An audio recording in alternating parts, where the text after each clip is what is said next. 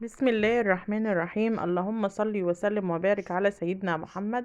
عاملين ايه حبايبي؟ يلا كده نسمي الله ونصلي على الرسول ونبدأ الفيديو الجميل ده مع بعض. وهو ان احنا النهارده عملنا طريقة حلويات جميلة جدا وبسيطة جدا وسهلة جدا ومكوناتها موجودة في كل بيت. حاجة بسيطة جدا هتعملي احلى واطعم حلويات تاكلها في رمضان. لو اول مرة تشوفيني يا ريت تشرفيني كده وتحطي لي اللايك وتحطي لي اشتراك وتعملي لي كومنت جميل زي كده وتقولي لي بتشاهديني من اي بلد. يلا بينا نشوف الجمال والحلاوه دي. احلى واجمل حلويات ممكن تاكليها، مقرمشه ومستويه وطعمها تحفه. الحلويات ديت اسمها ايه؟ اسمها حلويات كواكع البحر. طبعا الحلويات ديت من عمايلي انا. جميله جدا وطريقه سهله وبسيطه جدا.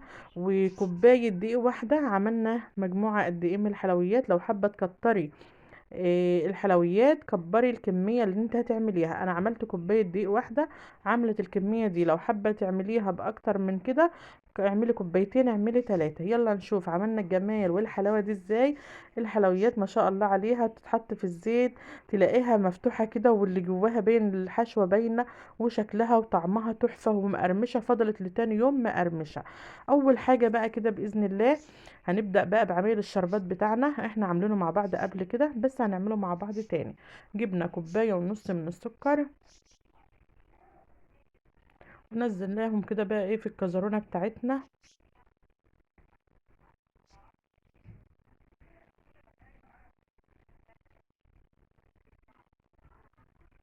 بقول لكم بقى ان انا كده ايه البرطمان ده كده انا عاملاه مخصوص للسكر، بعين فيه كيلو السكر بدل ما افتحه واسيبه كده بحط فيه السكر واقفل عليه يفضل نضيفه كويس.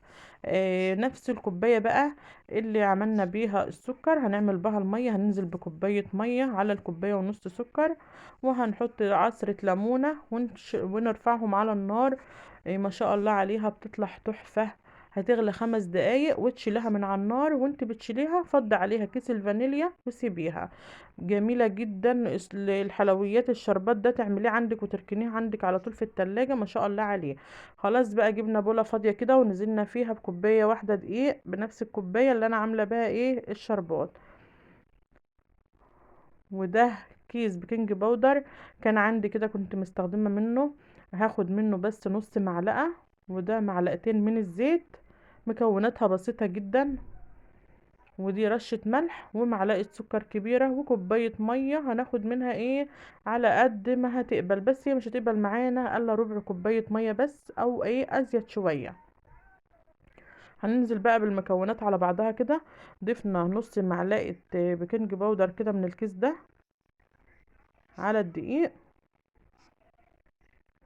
وهننزل بالسكر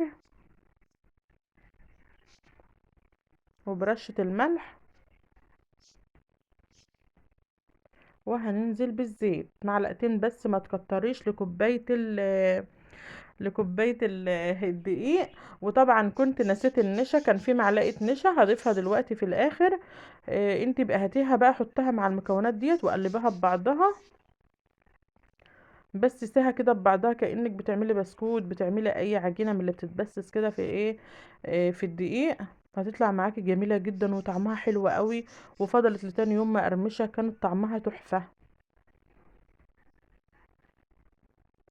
نزلنا بقى بربع كوباية المية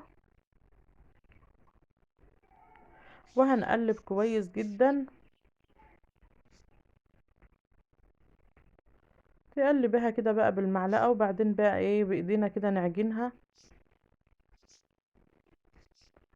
تطلع معاكي كويسة جدا وحلوة قوي. بس تعجنيها كويس عشان العجينة تطلع معاكي كويسة وناجحة. لتها كويس جدا اي عجينة اي عجينة اي حاجة تعمليها لتها كويس كده. بقى كنت بوريكم اهيت ان هي ايه ان انا كنت ناسيه معلقة النشا ضفتها عليها اهيت وهعجنها تاني فيها لحد النشا بحاله كله ما يتدرى كده في العجينة.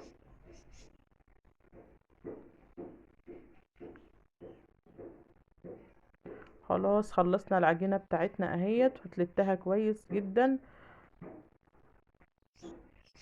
والعجينة طبعا بتبقى باينة معاكي لو لقيتيها ناشفة او لينة قوي. لو انت كترت لها المية او لقيتها ناشفة منك ظبطها كده وخليها مرنة وحلوة كده. هنجيب كيس بقى كده نضيف من بتاع اللبن، وهنسيبها ترتاح ربع ساعة على ما نجهز الحشوة بتاعتنا اللي احنا هنحشيها فيها. اي حشوة بقى عندك جوز الهند، عندك اي حاجة حطها فيها. كده قطعنا بقى كوباية الدقيق ل5 كور كده، وهنيجي بقى نجيب معلقة من النشا كده جنبنا، وناخد منها رشة برشة كده، ونفرد كورة بكورة، وتحط عليها وشها كده نشا بسيط كده علشان تتفرد معاكي. يبقى سيب الكور دي ترتفع شوية، تسيبها شوية كده 10 دقايق بعد ما تقطعيها ترتاح معاكي كده علشان تتفرد معاكي بسرعة. جبت بقى البطاطا بتاعتنا كده، وقعدت افرد فيها. هعملها صغيرة كده قد القرصة، وهركنها في جنب واعمل غيرها.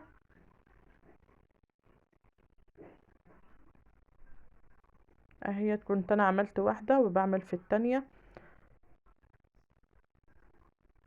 نرش عليها بقى رشة نشا كده، ونحطها على بعضها، ونعمل باقي الكمية كلها بالطريقة دي.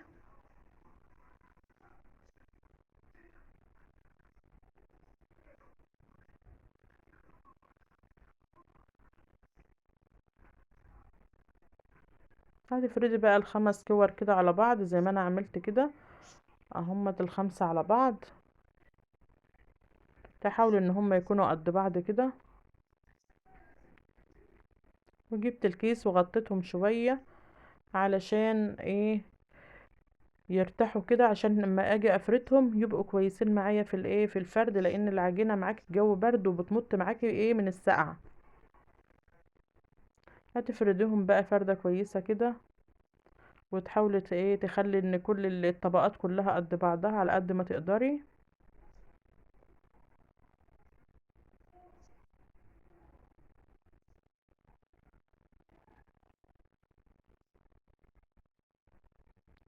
حلويات جميلة جدا وناجحة جدا، أنا أول مرة أعملها بصراحة، بس طعمها تحفة عجب أولادي جدا.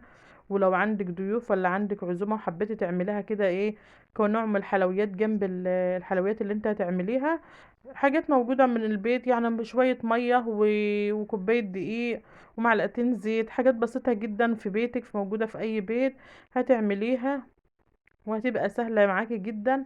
وطعمها تحفة، طعمها جميل جدا. لو حتى عايزة تعمليها على بيات، لو عندك عزومة من بالليل لتاني يوم، جميلة جدا. اعتبرها قطايف، اعتبرها بقلاوة، اعتبرها زي ما انا سميتها كده حلويات كواكع البحر، لان لما لقيتها فاتحة بقها كده ومحشية من جوه عاملة زي القوقعة، شكلها تحفة جدا.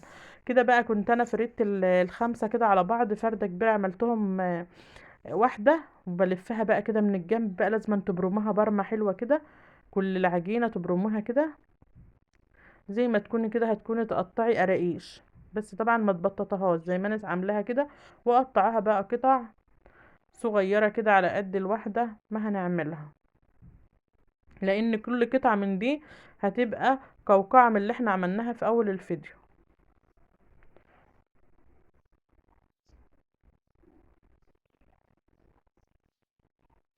جربيها في رمضان وقولي لي ايه رأيك فيها. حتى لو مش عايزه تعمليها في رمضان، اعمليها قبل رمضان، اعمليها مرة كده، اعملي كوباية وجربيها زي ما انا جربتها، شوفي هتعجبك ولا ايه. بس بإذن الله هتعجبك، لان فعلا طعمها حلو قوي، طعمها لذيذ ومقرمشة وناشفة وحلوة، والعسل بتاعها كان مظبوط، وطعمه جميل جدا فيها. هشيلهم بقى كده ارصهم كلهم جنب بعض.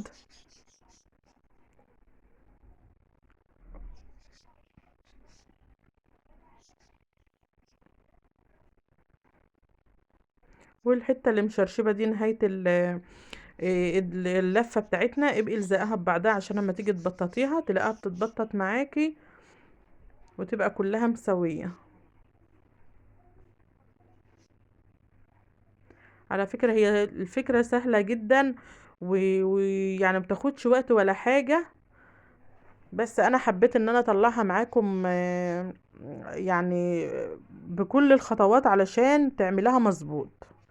كده خدت اول واحدة وبفردها، هحط عليها رشة من النشا، وهنفرد بقى علشان نحشيها بقى بالسوداني بتاعنا. حابة تحشيها جوزة الهند احشيها، اي حشوة عندك موجودة وعايزة تحشيها لها احشيها. الحشوة دي بقى حسب راحتك انت.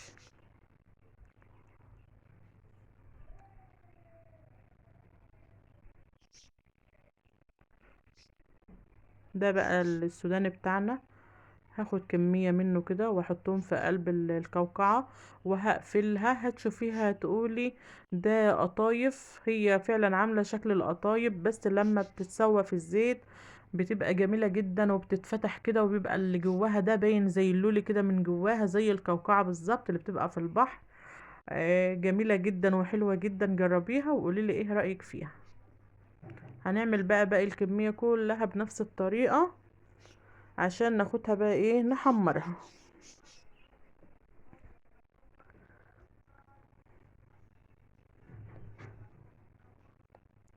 خلصنا الكمية بتاعتنا اهيت، ورصناها في طبق نضيف كده وناشف، ونزلنا بالزيت كده ايه زيت سخن، ونزلنا في قلبه بالكواكع بتاعتنا علشان نسويها. طبعا ابقي هدي النار عليها علشان تستوي من جوه ما تبقاش نية. علي النار الاول علشان الزيت يحمى، وبعدين ايه هدي النار عليها شوية علشان تستوي من جوه. بتطلع معاكي مقرمشة وجميلة جدا وحلوة قوي، ولونها جميل. لونها طالع بعد ما اتحطت في العسل طالعه حلوه. شوفيها تقولي ده قطايف.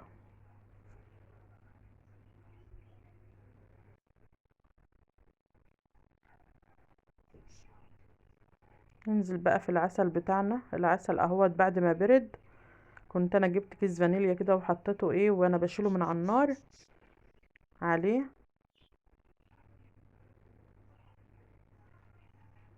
هنعمل كل الكميه كده بقى وننزل بيه في العسل، وتسيبها في العسل شويه تشرب منه، وبعدين تطلعيها بقى في ايه في مصفى الصفة كده، وتقدميها لضيوفك، تقدميها لاولادك. حابه تزينيها وتحطي عليها جوز الهند او فستق او حاجه زينيها كده بقى. بعد ما طلعت خلاص من العسل، شوفي الجمال والحلاوة. شوفي راحة شكلها عاملة ازاي، جميلة جدا وطعمها اجمل، وعاملة زي الكوكعة كده المفتوحة اللي بيبقى فيها الماظ من جوه دي، تبقى شكلها تحفة. يلا قومي جربيها كده واعتمديها كده واعمليها في رمضان، هتعجبك بإذن الله. مقرمشة جدا. شوفي بقى انا بوريكي، شوفي علشان هي مقرمشة بتتكسر معايا، بتتفقش كده. يا رب الفيديو يعجبكم، واشوفكم فيديو جديد يا احلى متابعين في الدنيا. ولو اول مرة تشوفيني يا ريت تنوريني كده وتحطي لي لايك وتحطي لي اشتراك. باي باي.